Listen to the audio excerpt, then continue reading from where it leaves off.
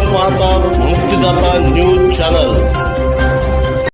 दिग्रस नगरपालिकेची निवडणूक काल दिनांक 2 डिसेंबर 2025 रोजी सुरळीतरित्या पार पडली।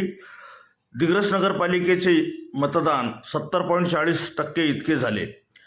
तर नदीच्या अलीकडील भागात म्हणजे मोतीनगर, चांदनगर, गवळीपुरा या भागात सगळ्यात जास्त मतदान झाले, तर नदीच्या पलीकडे मतदानाचे प्रमाण थोडे कमी होते।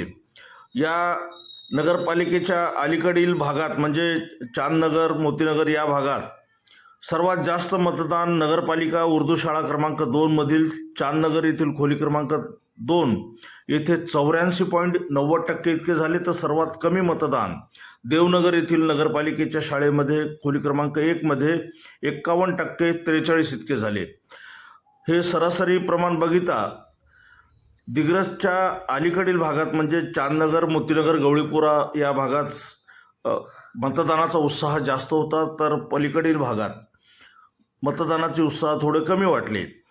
दिग्रस नगरपालिकेच्या प्रभाग क्रमांक 2B, 5B व 10B या प्रभागातील मतदान 20 डिसेंबर रोजी होणार असून सर्व दिग्रस नगरपालिकेचा निकाल 21 तारखेला लागणार आहे।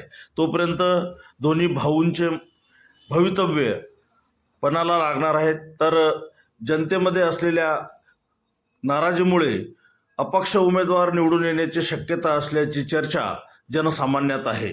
बघूया तोपर्यंत काय होते ते। मुक्तिदाता न्यूजसाठी मी गौतम तुपसुंदरे आणि संदेश तुपसुंदरे।